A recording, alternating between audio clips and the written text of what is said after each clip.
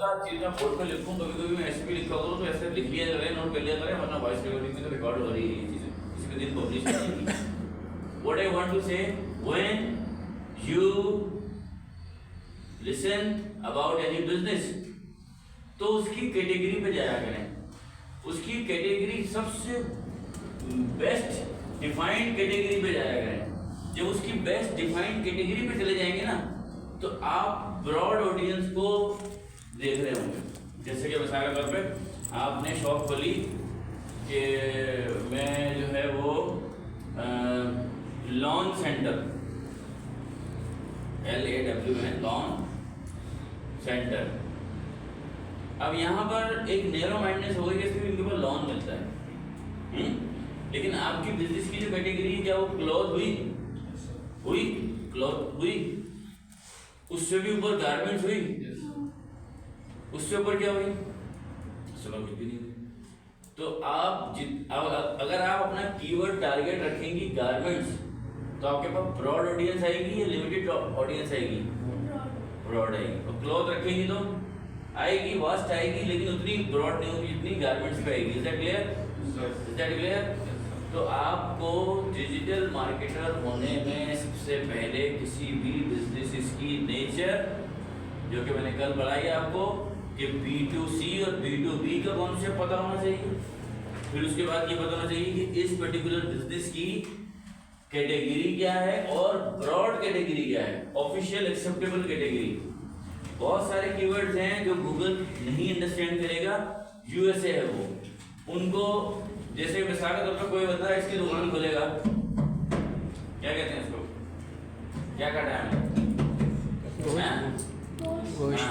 तो इस पे क्या कैटेगरी चूज करेंगे? इसके गूगल पे अगर आप उसको स्मॉल बिजनेस को ऑप्टिमाइज करने जा रहे हैं, प्रोफाइल क्रिएट करने जा रहे हैं उसकी, तो आप उसको क्या नाम देंगे? सब नाम बताएं। बुचर, मीट शॉप,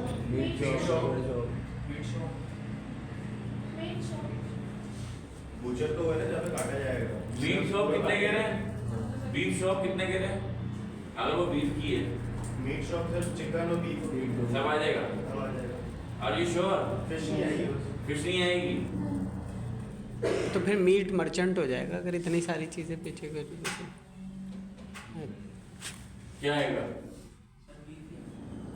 बीफ आएगा, मटन आएगा, मीट आएगा सर, अब तो मीट आएगा, मीट ही आएगा, मीट शॉप आएगा। सही नहीं पहुंच रही हैं। बात ये है बुचर शॉप आएगा। नहीं सर आप वो वर्ड रखेंगे ना जो रखेंगे नहीं, मैं यही कहना चाह रहा हूँ, प्लीज ट्राई टू अंडरस्टैंड। मैं जो कहना चाह रहा हूँ, कैटेगरी डिफाइन नहीं है वहाँ पर, आपको सिर्फ चूज करनी होती है, ऐसे ही। तो बुचर आएगा, बड़ी कंफ्यूजन है। मैंने कहा ना, सबसे पहले आपको ब्रॉड जो कैटेगरीज हैं वो 7 या 8 हैं कि shopping, service, office, recreation, religious, educational, corporate. फिर उनके अंदर जाना पड़ेगा। हर बिजनेस इसकी एक ब्रांड कैटेगरी खुलेगी जो कि 8 या 10 हैं बहुत ज्यादा करके, जिनमें मैंने बता दिया सबसे पहले कौन सी है। ये बहुत ज्यादा चीजें किसमें मिलेंगी आपको, किस ब्रॉड कैटेगरी में मिलेंगी? शॉपिंग में। ये आप ध्यान में रखिएगा, ये आपको एसईओ करते हुए सब चीजें समझ में आएंगी। Shopping, services, office recreation, religious, corporate, health, education and other part. बस बाकी फिर अलग हो जाएगा। तो पहले इनको इसमें लाइक करवाना पड़ेगा, फिर निकलेगी उसकी भी रेलेवेंट कैटेगरी जो कि मैंने बता दी यहाँ पे मिसाल पर बुचर। ये बहुत कंफ्यूजिंग थी, लेकिन बुचर एग्जैक्टली है। खैर, ये सब बताने का मकसद, बिजनेस की कैटेगरी बढ़ाने का मतलब, B2B बढ़ाने का मतलब, और आज ये बढ़ाने का मतलब कि तमाम गूगल प्रोडक्ट्स एक कंप्लीट प्लेटफॉर्म है जिनमें बड़ी बड़ी कैटेगरीज ये हैं। पहली, गूगल को पहले किस हाई टेक में डिवाइड करोगे, आपको पहले क्लियर होना चाहिए। शाबाश, सर्च। वो एक पूरी एक वो है, इंडस्ट्री है, सर्च इंजन की इंडस्ट्री है, वो अलग बात है कि उसकी मोनोपोली है, ऐसे ही। तो पहले उसको किस में लाई करेंगे हम सर्च इंजन को? Google is a search engine. दूसरी कैटेगरी कौन सी आएगी कि जिस सेक्टर में गूगल काम भी कर रहा है? प्रोडक्टिविटी। हैं?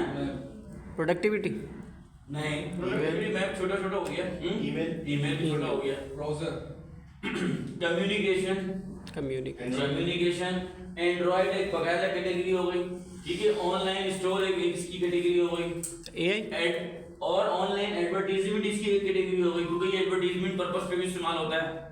एडवर्टाइजिंग सर्विसेज, एडवर्टाइजिंग सर्विसेज पे इस्तेमाल हो रहा है, इसलिए एडवर्टाइजिंग सर्विसेज की एक बकायदा कैटेगरी आ जाएगी, जिसकी कैटेगरी में वो भी खड़ा हुआ मिलेगा। इसको कौन बैठा? समझ रहे हैं बात को? तो सबसे पहले ब्रॉड कैटेगरी गूगल की भी है। सबसे पहले कौन कौन सी है भाई? सर्च इंजन की कैटेगरी, फिर एडवर्टाइजिंग है, फिर कम्युनिकेशन में आ जाता है, फिर एजुकेशन में भी आ जाता है, education, Google books, library. Advertising में मार्केटिंग बेटा कवर हो गया, ठीक है ना। और पढ़ ले जरा।